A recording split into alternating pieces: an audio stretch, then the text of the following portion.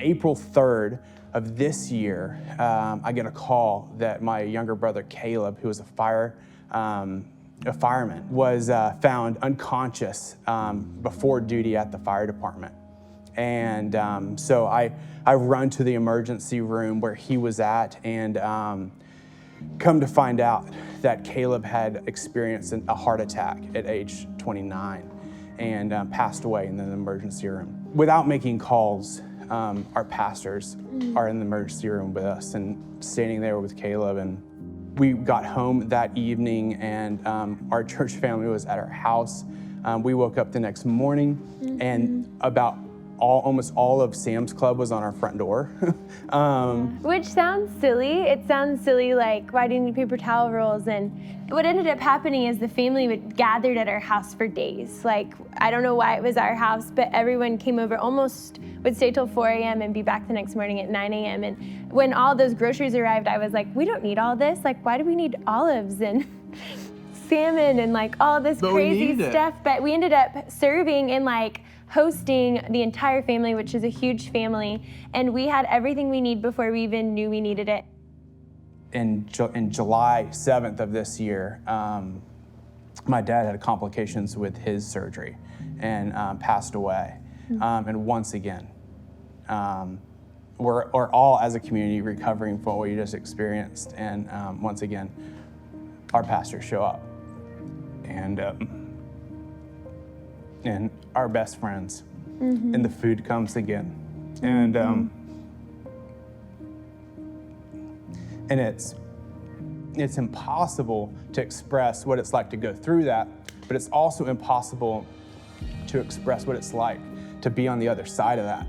And on Sunday mornings, having experienced the generosity of this church, I look into the thousands of people that we get to see every Sunday, and I know that it was you guys that provided the finances to love us in that way. This is like one of my favorite seasons of our church, because I feel like when it comes to generosity, when it comes to tithing and sharing above and beyond, the Lord, there's such an opportunity for us to get to know the Lord and His fatherness in our lives like none other before. Because when I first came to Shoreline about 5 years ago, I came in back to Dallas. We're from Dallas, but my brothers and I were in different areas of the country and the world. We came back and starting a business. So it seemed so absurd, honestly, at the time to think, okay, I don't have enough for what's coming up,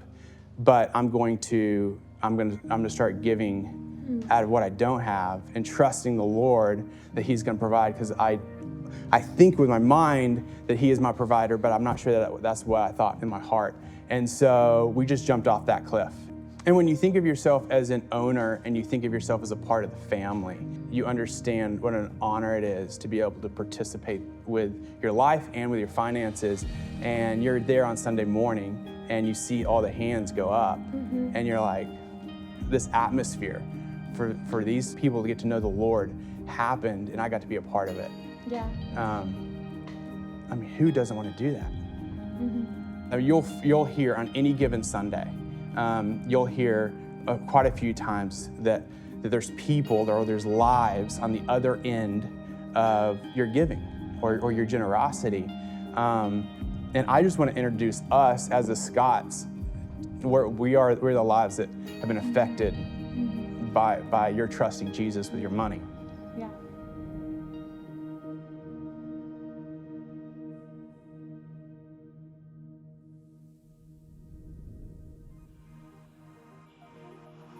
Hello, Shoreline City. We are incredibly excited about today. We get the opportunity to begin our Heaven to Earth offering. And Heaven to Earth is our vision and mission for a church. And so how beautiful that we get to outwork that through our collective generosity. Now, last year, those of you who were with us, you'll remember, we took some time out to raise, I think it was $450,000 so that we can do some significant things in our community and world. And we did it. We did did it. You stepped up beautifully. What were the things we did, honey? We were able to launch Bishop Arts, and so many amazing, beautiful things have happened in that community. And then also we're able to renovate our kids ministry to make room for all your precious kids. So I want to say thank you so much for all of you who said yes. And just so you know, we're just getting started. I wish we had the time to go through all the stories of changed lives. I wish we had the time to share with you every person who said yes to Jesus because you said yes to give. But today, we have an opportunity to begin all fresh and new. We're looking to raise $250,000 this year. We can do that, church. We got this. We got this because we know that we're such a generous church on mission to make it on earth as it is in heaven. Now, what are we going to be doing with the money? Great question. First, we're going to be giving kids in Kenya and in Bishop Arts a Christmas. Kids that would otherwise not have one, you and I are going to provide that for them. But then next, what are we doing, honey? The Teachers Lounge. We are taking care of some teachers in our communities. Teachers are unsung heroes, and we want to honor them. We're going to start a lounge for them and renovate it for them, top of the line. 2 different schools. We're going to take the time out to make sure they know they're loved, they're valued, and believed in. But we're not stopping there.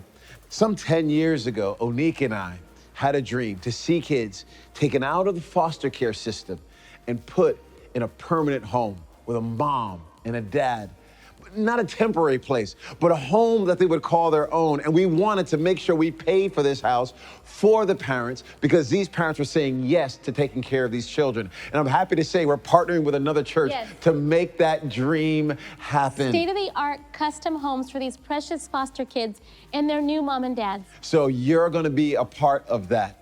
But last but certainly not least, we get the opportunity to launch our North Campus. We are bringing heaven to earth to the Plano, Frisco, Richardson, all things north.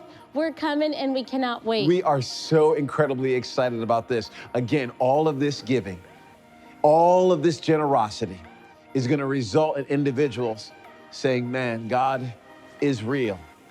And he knows me, and he knows my story, and he's going to use my life for his glory. You and I get to be a part of that. So you've already heard one story. We've got more stories to come because stories connect with the heart. And I want to remind both you and I, the people sitting on your right and your left, that we have a chance to make it on earth as it is in heaven. Let's do it, church.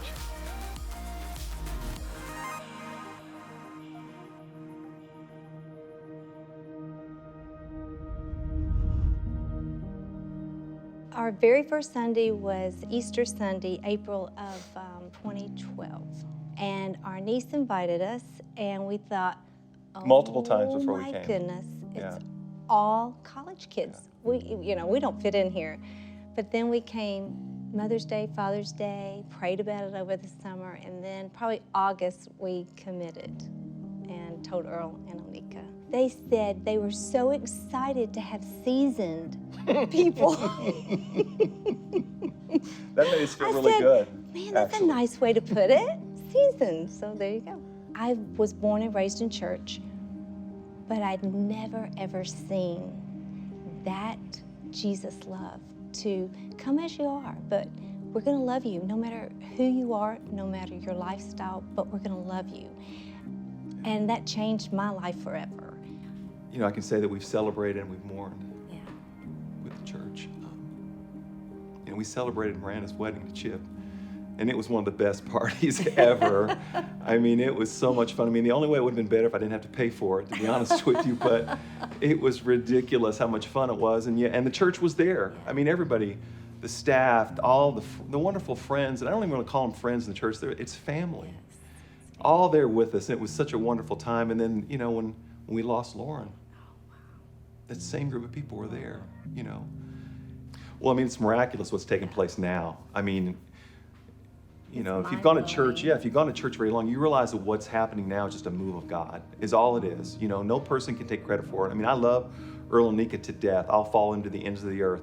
But what's happening here is just a move of God, and that's the only way that you can describe it. I mean, to see the number of people that have come that are new Christians or people that have rededicated their lives or given their heart to the Lord is just miraculous. And I love it. It's exciting. I don't think we could have imagined what God was doing back when we first started coming. No. couldn't even dream of what God's doing right now. And I think the same, it's the same. We can't even fathom what he's gonna do. You know, it's funny, one other thing I would just share too about, we're so tied into the White Rock campus, and there's so many relationships. I feel like every Sunday that I go, it's homecoming. But we felt like God was calling us to go to the startup in North Dallas. But I had a little bit of trepidation about it. But I can honestly say that, as we've gone, we just realized that there's so much more that God has for us as a couple, so much more for Shoreline too.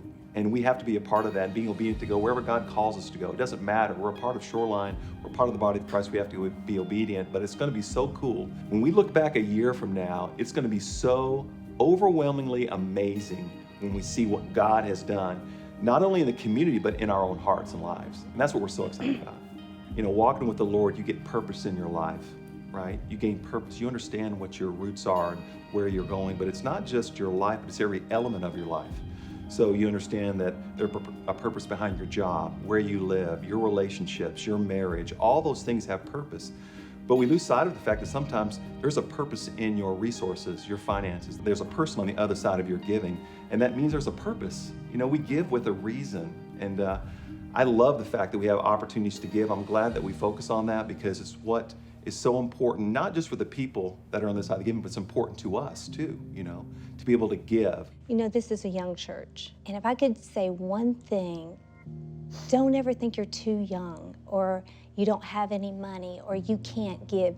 Everybody can give something. It can be anything. It can be $5. And that $5 to some could be so sacrificial.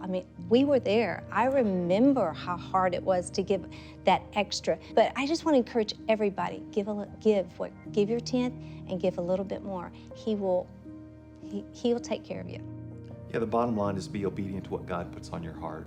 And we're not saying being foolish, we're saying be obedient to what God puts on your heart and see what God does.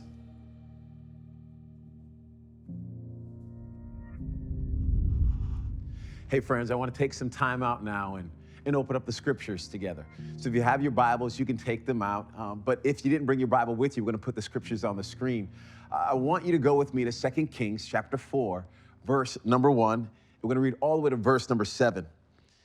It reads, "The wife of a man from the company of the prophets cried out to Elisha, 'Your servant, my husband, is dead. And you know that he revered the Lord. But now his creditor is coming to take my 2 boys as his slaves.' Elisha replied to her, 'How can I help you? Tell me, what do you have in your house?' 'Your servant has nothing at all,' she said, 'except a small jar of olive oil.' Elisha said, 'Go around and ask all your neighbors for empty jars. Don't ask for just a few. Then go inside and shut the door behind you and your sons. Pour oil into all the jars, and as each is filled, put it to the side.' She left him and shut the door behind her and her sons. They brought the jars to her and she kept pouring.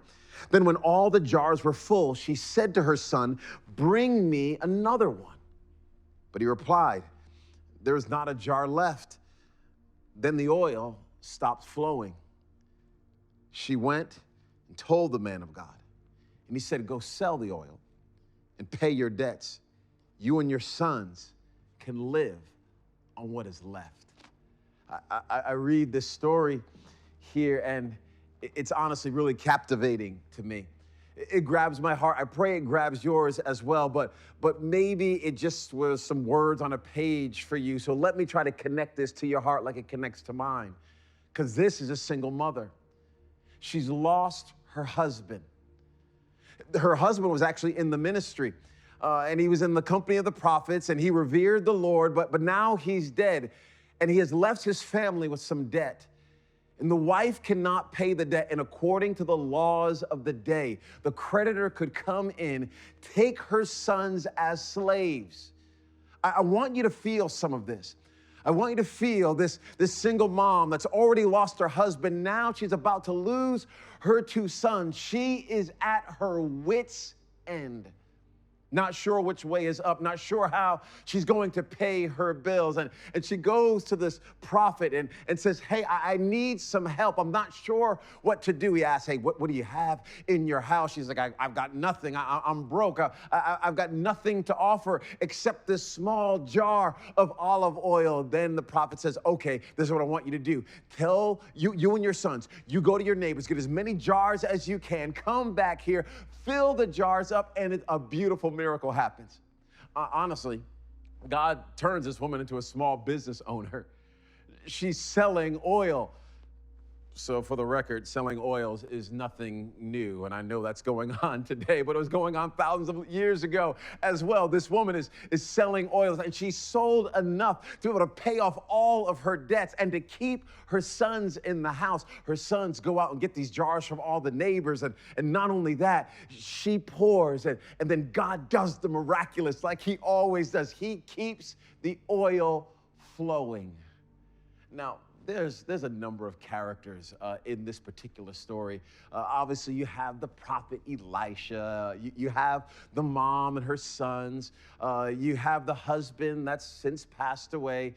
The main character in the story is definitely God, because he's the one that works the miracle. Without him, nothing happens or works at all. Same is true for my life and your life. But what I want us to do for a moment is I want us to look at another character, if you will, in the story. They're not talked about much, but they are a very, very important part of the story. And that's the neighbors. The neighbors. You see, God is about to work a miracle. He's about to help this single mother. He's about to put her on a firm foundation, if you will. He's about to turn her economic situation around. He's about to keep her family together. He is about to do the impossible for her. And when she feels like she's at the end of her rope, God is about to come through. And God could have performed this miracle a million different ways. Man, he could have had her walk out to the desert somewhere and stumble on some treasure. He could have had someone walk into her house and give her a bunch of money. He could have had her sons, build the first iPhone. I don't know if that would be possible all that time ago, but he could have had them do any of a bunch of different things. But what does he do? He has them go to the neighbors. He has them go to the neighbors, and now the sons are requesting of every neighbor, give me your empty jar. Give me what you have. And I see the sons explaining the story to every single neighbor. They're knocking on the door ferociously, saying, hey, I need you. Sir, ma'am, this is happening. The prophet just told my mom this. We're about to be taken by the creditor, but the prophet told us, if you give us your empty jar, we'll be able to be saved. So each neighbor is going, and they're giving their jar. They're giving their jar. They're giving their jar. Here is God. He's about to allow all of the neighbors to participate in the miracle. He's giving all the neighbors a chance to play a part in what he's about to do. And here are the neighbors, and they're giving their jars. I want to make this very, very clear. We're in this heaven to earth offering. We're in this season of giving. We're in this moment. We're about to reach into the hearts and lives of some of our neighbors. And I want you to see this as I see this. Our jars are our resources. Our jars are our money. And we're the neighbors. And people in North Dallas, and people in Kenya, and teachers, and some kids who are in foster care right now are knocking on the door of my heart and yours, and they're saying, hey, a miracle is about to happen, and God is allowing you and I to be a part of that miracle. Will you and I be willing to give a jar?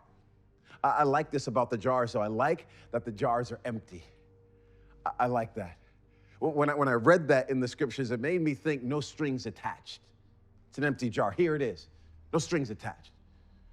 Do with this what you need to do with this. Help who you need to help. Serve who you need to serve. Bless who you need to bless. Empower who you need to empower. Support who you need to support. No strings attached. Also, when I read the word empty, I think it could have been used for something else. Any one of these neighbors could have said, no, I'm sorry. I need my jar for these flowers I just picked, or I need my jar for what's going to be taking place in my future. I need my jar just in case a rainy day comes my way. I need my jar for this or for that. But these neighbors did not do that. These neighbors were willing to give their jar. But I also think I connect empty with void and meaningless. Because some of us, we're spending all of our money on ourselves. We're spending all of our resources on ourselves. And we're looking at our lives and we're saying, this is a little bit meaningless. But there's something powerful about giving your empty jar away. And what I'm telling you is God is going to pour meaning into that jar because it's going to touch someone else's life. For you and for me, it's an opportunity for us to take what's in our house, the jars that are in our house, and to be a part of seeing someone else's story transformed for the cause of Jesus Christ. Friends, I want you to stay seated for just a moment longer. I've got one more story I want to share with you. And then we're going to come back together and I'm going to close this time out. But I know God is working on your heart like he's working on mine. And I cannot wait to see the lives on the other side of our empty jars. It'll be 2 years ago this upcoming February. And I remember walking in, and I had been a part of church my whole life. But what I realized is that although I knew what to anticipate, people were anticipating me. And so when I walked in, everyone was smiling and waving and hugging. And during mingles, someone was like, give me your number. Like, I have to connect you with somebody. And so I walked into this church that I had not been a part of. And what I realized once I got plugged in was that so much of who Shoreline City is today was because of the sacrifice, because of the time, because of the generosity, the heart of those who came before me, and the people who were on their face day in and day out, knowing that someone like me would come through the doors and would need this kind of family and would need this kind of community to usher them into being all that God has called them to be. And I got to be a beneficiary of that, and it is the greatest honor of my life that now I get to go before people with my generosity, in my finances, in my time, with my serving, so that for the one person, for that one Crystal who's gonna walk through the doors 2 years from now. I was sitting at the 8:45 service, and Pastor Earl got to the part in his message where he was talking about our Thanksgiving outreach initiative. And so he was giving a mandate that we were gonna feed 800 families, which I think was something around 3,000 people here in Dallas, in our community. And so that we got to be generous. And so the way we were gonna do that, though, is that we were gonna collect all these bags, and these bags had these menus on them of things that you could fill the bags in, and then you could go shopping, get all of those things, and then bring it back to the church so that we as a church could actually go into the city, meet these people, and also meet their need. And so it's day of for our Thanksgiving outreach, and we're loading up all of the U-Hauls. And we actually had to get another U-Haul because we had so many bags and so many things to hand out to our community. Some people were actually at the center that we were at waiting in line, but we also know that we were just gonna go and see people who didn't even know about it and say, hey, we've got you this holiday season. And so in this community, we knock on this door, and the door opens, and it's someone who doesn't speak the same language that we were speaking. And so we're like, hi, we're here with Shoreline City, and they're just looking at us like, I don't know what in the world you're saying, and I'm carrying a turkey, and they have no idea. And so we try to communicate, and all to say they finally understand that we're here to bring them items for Thanksgiving dinner. And this dad opens the door, and I see in, and it's this small apartment, and there's about 12, 13 of them, mainly kids, mainly toddlers, and we hand the food over to them. and you close the door. And once the door closes, you hear this sound come from the apartment, and it sounded like they were cheering. And so, being the creepy person that I am, there was a window that was right behind, and as I was walking, I peeped in just to see what was going on, and it was actually their entire family was circled around the table, and they were cheering. And in that moment, I realized it didn't matter that we didn't speak the same language. It was actually generosity that broke the language barrier. I'm so excited, I think, for the ground that our pastors want to take, that we're going to go where people are lost and where people are hurting and where people need family and community. We know that God meets all of our needs, and we get to be the people that help facilitate that. So there's just no limit and no cap on what God can do when we give back to him the very thing that he trusted us with first. Friends, we're talking about making it on earth as it is in heaven. That's our vision. That's our dream as a church. That's been our objective from the beginning. When there were just a couple dozen people to now there being a couple thousand people, we are just thankful that God has been willing to use our yes and to touch other people's lives. This is not my story, and this is not just your story. Ultimately, it's his story, but it's all of us coming together, playing our part. I'm asking you, will you share your jars?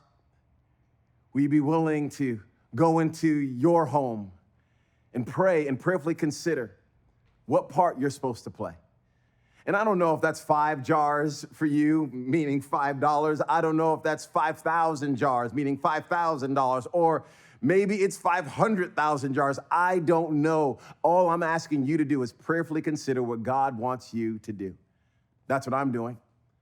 My wife and I will grab hands together, and I'm asking single people, young people, old people, married people, engaged people. I'm asking all of us, no matter where we are on our journey, to prayerfully consider the part God wants us to play. There is no guilt, there's no compulsion, but there are real lives on the other side of our generosity. And I want us to go above and beyond, my friends. There are some beautiful kids in Kenya knocking on our house, some beautiful kids in Bishop Arts knocking on our house. There are some individuals like teachers and people in North Dallas, and there are some foster kids that are knocking on the door of our house saying, can I have a jar? Let's say yes, and let's be a part of making it on earth as it is in heaven. I can't wait to see what God is going to do, and he's going to use my yes and your yes to make it on earth as it is in heaven.